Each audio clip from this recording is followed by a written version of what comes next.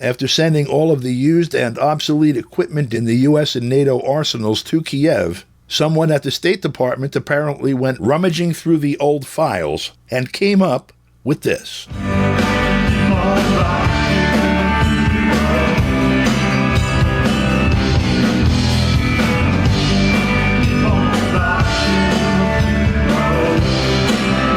That was Secretary of State Antony Blinken Tuesday in a nightclub in Kiev.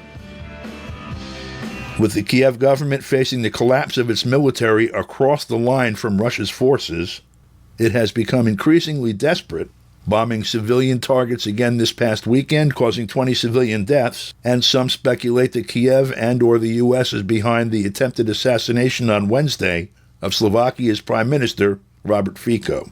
For more on the situation along the front in Ukraine, we go to Moscow to speak with analyst Mark Sleboda. Mark, update us on what's going on there. Don, thanks for having me. So as Russia continues their strategy of attrition and press the Kiev regime all along the contact line, making gains everywhere and having a major breakthrough west of Avdiivka at Ocheretna, and the Kiev regime continues to suffer from a massive shortage of artillery shells, artillery pieces, air defense interceptor missiles, and now manpower in severe loss.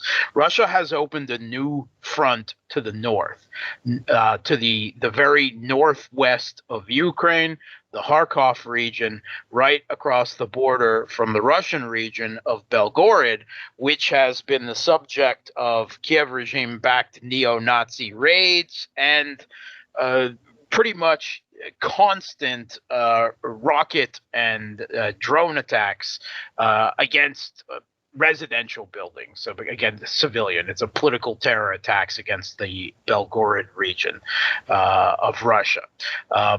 Previously, in the last few months, Putin has spoken about the need of a cordon sanitaire to push the Kiev regime forces back, to put them out of artillery range from at least the city of Belgorod. And that is probably one of the motivations for this offensive. According to Kiev regime sources, the Russian forces assembled for this new offensive number about 55,000, which is actually fairly small.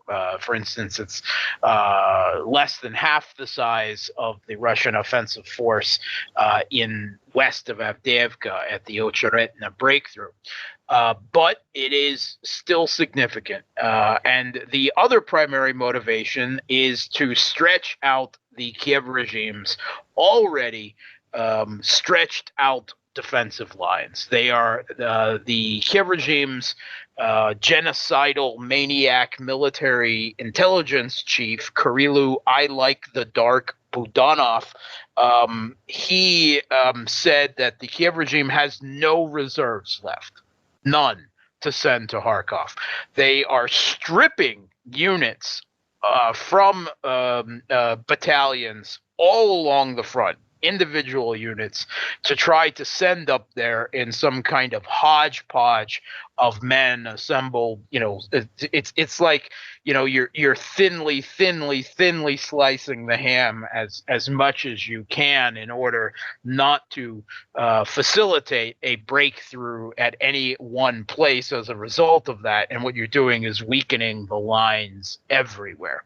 The Kiev regime cannot press gang, forcibly conscript people off the street fast enough to make up for their losses at this point. And Russian forces captured more than a dozen settlements, small towns, villages so far. And they've reached the beginning of where the Kiev regime really started to try to defend. And in the first section that the Russian forces took The defense was only light. It didn't make any sense to put fortifications there. It was really pretty much a gray zone, but there were defending forces there. And interestingly enough, these were the aforementioned neo-Nazi battalions. The Russia Volunteer Corps, quote unquote, the Free Russia Legion, and the Kiev regime's own neo-Nazi group, Azov spin-off, Kraken. All these troops were not under the command of the regular military. They were under the command of the aforementioned military intelligence chief, Kirilo Budanov, and they broke immediately. They fled their positions. They could not withstand the Russian assault. Doing the raids of Russian villagers, I guess, is fine, but they're not suited for real combat. So Russia has made some, by the standards of this conflict, fairly dramatic gains. Even if this wasn't the most defended territory, it is creating an operational crisis for the Kiev regime, again, because they don't have the manpower or other resources necessary. And Russia evidently has so far only committed a relatively small portion of the total of that 55,000 troops thus far. They intend to push until the first wave is exhausted, and then throw a second wave in to press further. The two key towns in this area towards Kharkov, Lipsy in the west and Volchansk in the east of the Kharkov region in the north here, are both already in street-to-street fighting. Those will be the first primary goals of the Russian forces. It is not likely that these forces are intended to take Kharkov city. 55,000 is nowhere near enough to take a city that was a population of 2 million at the start of the conflict. You would need, 8 times more. You would need somewhere between 300,000 and 500,000 troops. So that is clearly not the goal here.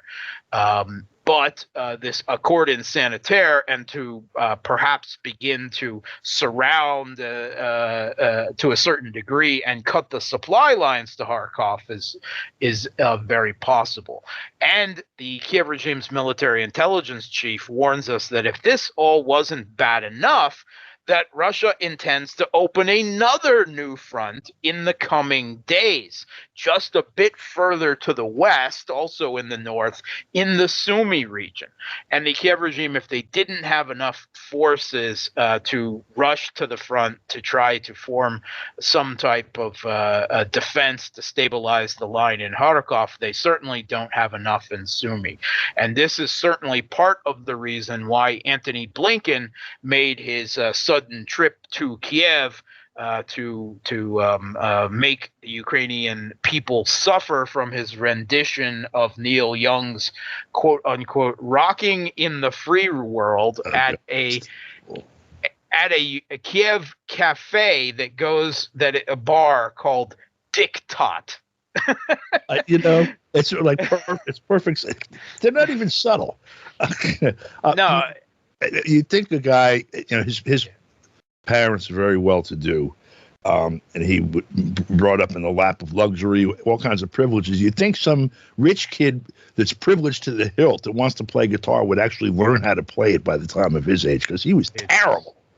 Well, that regard, just the subject matter, the propaganda value. He's supporting a regime in Ukraine that has banned all of the non-Maidan Putsch opposition in the parties in the country, more than 20, charged the leaders of multiple, at least the 3 biggest opposition parties, with treason, right, seized total control, banned all critical media in the country, is conducting a pogrom against the largest church in the country. But this is about democracy and freedom. It's obscene. Really, it's laughable, it's risible, but it's also obscene. It's not so different from what we're looking at here, where They accused Trump basically of treason. They've been doing that since the first time he had a sit down with President Putin back in Helsinki in I think 2017 to 2018. On the editorial pages of the New York Times, they called them treason, and they wanted him prosecuted, which has a death penalty. So, Mark, thanks a lot for this, and we'll be speaking with you again next week. Thanks for having me. For KPFK, I'm Don DeBar.